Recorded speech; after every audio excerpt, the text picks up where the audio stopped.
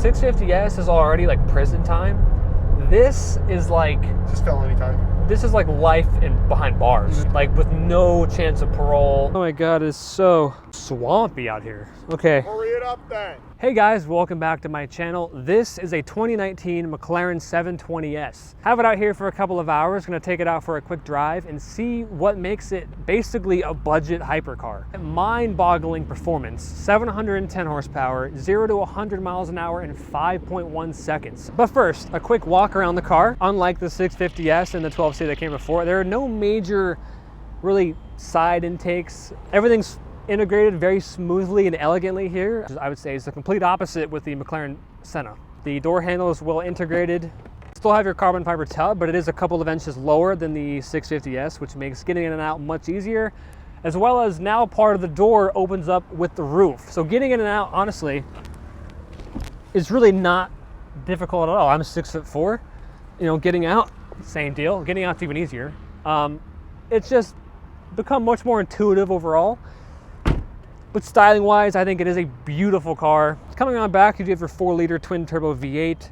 Exhausts are still up here in the center. You do have your massive air brake, which deploys under hard braking. These curves and lines here looks like a hypercar, but it also drives like one. So let's go ahead and take it out for a drive. If you're not subscribed to my channel, please consider subscribing. If you'd like to see all my future supercar content, including plenty of car reviews to come. I've not driven a 720 in long time. Me too. So you get 710 brake horsepower.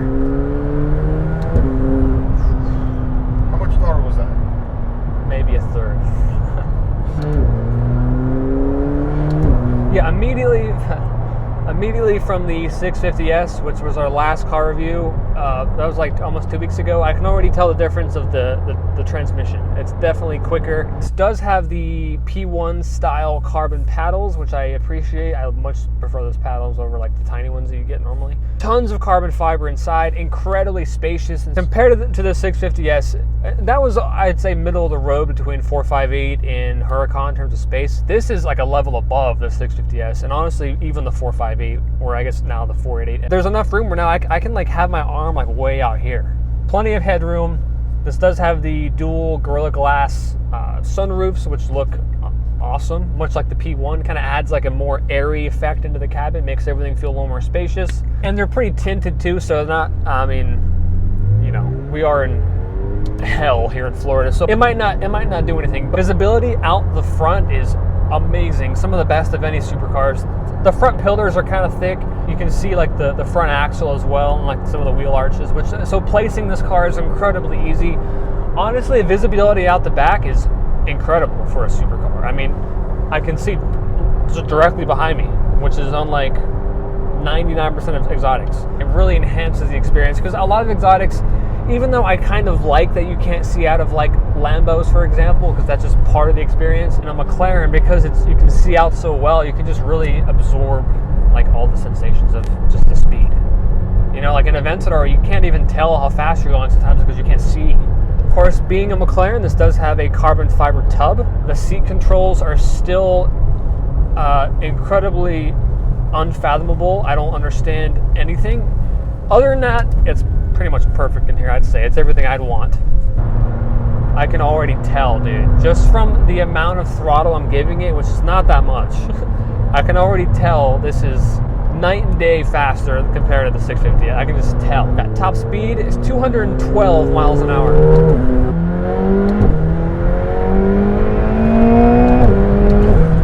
That was a third gear pull. That was not second gear. That was a third gear pull.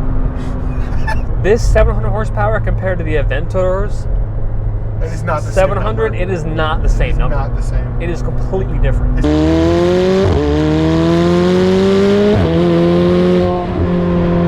The 720S, I still stand by this, and many people do, I say is a budget hypercar.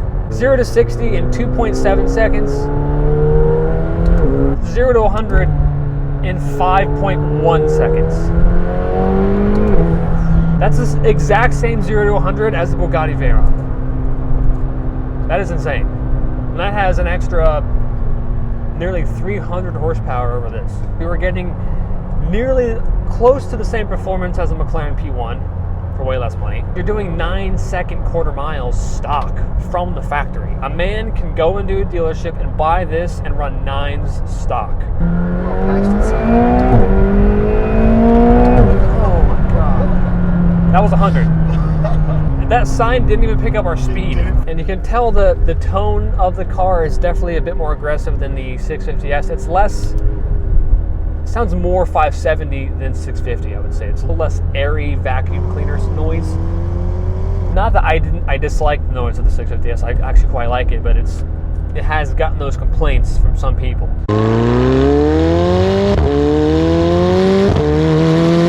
McLaren's gotten better at interior quality, as you would expect. You know, they're not going to be quite as dialed in as maybe Lambo or Ferrari, but they're definitely getting pretty good. And I think this is very nice inside. It's very nice. Exterior color is Saros blue, one of my favorite colors on the 720S. It's the perfect combination of not too flashy, but not like too boring. Fully gone. So in the corners, I mean, because of the carbon tub, it's incredibly rigid and just incredibly light. You can toss it into a corner effortlessly. It is hydraulic power steering, and I've said this a lot of times, maybe it's repetitive, probably is. I prefer the steering on McLaren just because I feel like they have a little bit more feedback and weight to them compared to some of the other newer supercars. This is definitely a little bit dartier than like a 650S, I feel like. You can kind of absorb the steering a little more than the Huracan and like the F8. The steering is so fast, I just feel like it's like the smallest little dart and the nose just like turns in like crazy. I feel like it's too robotic in a sense, and this is a little bit more of a slower feel to it in the steering, which I appreciate. Yeah, we are going incredibly slow, but I will say this car handles going slow very well. It can easily be a daily driver. 710 horsepower, so they say. People have been dynoing the 720S's stock to be making basically about 800 horsepower to the crank. It's more like 710 to the wheels. There are multiple reports about that. I don't know, you know, it's rated at 710, let's just say that, but it feels like more. Performance and T. Oh. Watch the screen come down. I feel like a 9-year-old. Oh, it's scary, dude. It is a terrifyingly quick car. And take that, you know, as a good thing or a bad thing. I have always said this car is too fast for the road. You get on it for 3 seconds and you have to immediately hit the brake pedal afterwards. Now it does have carbon ceramic brakes as standard, which is very nice. Pedal feel is actually fantastic. McLaren has done brakes very well. Insanely torquey motor. I mean, I'm in 4th right now doing 60. And that's 80. It's truly insane. Like it is hypercar performance for, you know, 1/8 of the price. And like I said, compared to a 650S, which is already a crazy fast car, that's already borderline too fast for the road. And this is night and day in terms of just outright, to me, maybe on paper, you might say it's, you know, not that much fast. Like, it is faster, but it's not as crazy as you might think. It feels a lot faster to me. It revs to about 7,500 RPM, so not a super high revving car. 650S was about 8,500 RPM, so, you know, it's... Track mode is definitely stiffer. Let's put it into comfort mode. Because we gotta test it out, you know. We gotta see the people who are actually gonna be buying these cars. They're probably gonna be older. If you buy this car and put it in comfort mode, I don't want you to watch this channel. Dude, I can immediately feel the difference though. Yeah. It rides very nice. Because of the hydraulic suspension, the wheels are kind of connected like independently of one another essentially. And so when one wheel goes over a bump, it kind of absorbs the bump while the others don't as much. It rides so nicely because of that. You feel a slight, I will say, disconnect to the road because of that. Many people will appreciate that. If you want something a little bit quieter, a little less hardcore feeling, you want that disconnect. And then if you want to be a little more connected, of course, you put it in rise mode and it's a completely different animal and it's much stiffened up, obviously. And it's a new car. It's a new car. But to have that disconnect is nice. It's nice, you know, you want to just cruise on the interstate and it really soaks up the bumps very well. It's more comfy than a Huracan. Ignore that. It's more comfy than a Huracan F8, I would say. But, you know, it's kind of boring, so let's put it back in the track. In full track mode, performance in track, handling in track. yeah, the steering is already faster. And yeah, the handling. And like I said, because of the carbon tub, even in convertible form, it would be just as rigid as the coupe, just as stiff because of how strong the tub is. And that's allowed McLaren to really provide the same performance, whether it's the coupe or the convertible. Why do you want it to be up? You hear that little pop?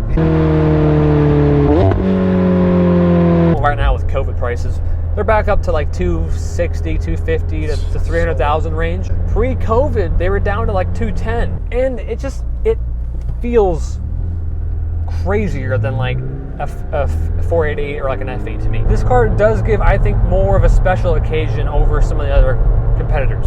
It feels more like a hypercar experience. And not just because of the performance, I think because of the looks. Of course, you get the doors, which is nice. Yeah, just the outright feel of the whole car, it feels like a hypercar. I think it is a very good looking car. Some people are kind of mixed on like the front like eye socket design, which is also a very cleverly designed intake. Looks sick. In the headlight, essentially.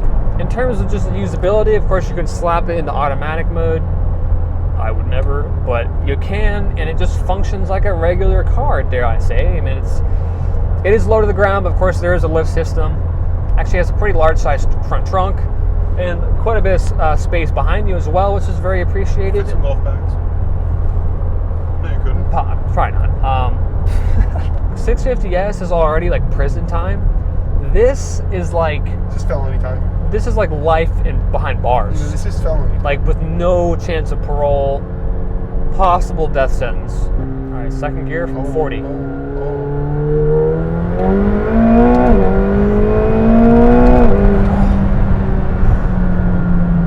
It's like scary. That's insane. Like traction is turned on. You can feel the system definitely trying its hardest to not let the wheels spin. I cannot recommend the 720S enough to people. Right? Like when people come in and they ask, what do you prefer, McLaren or Ferrari or Lambo? I've always said McLaren because I just love the performance. Even though they don't sound quite as good as Ferrari, you're looking for just outright performance, you cannot go wrong with this car. Now, reliability, I will say, in McLarens has been getting better. I know many people personally, many friends who've had McLarens over the years, and like older McLarens, like the 12Cs, 570S, and F1s. I don't know anyone of those people yet, but they've had no issues with their cars. None. Just your normal stuff that can happen with any exotic. But 720S is definitely a step above those cars in terms of reliability, but there could still be issues. Mechanically, these cars are usually great. With McLarens, the things that can go wrong tend to be smaller electrical things that can go wrong, like a light coming on or a turn signal stock malfunctioning or something dumb. Thank you guys so much for watching. If you liked the video, give it a thumbs up. Subscribe to my channel down below, and I will see you guys in the next one. Yo, it smells real eye-wateringly bad in here. Jesus Christ. That smells like poorly digested. Like this car gives more of an occasion compared to those cars. It smells so bad again. I don't know what you're eating, but it's not healthy. Okay, your digestive system is probably tired. You know, you might as well have just literally shit in the car.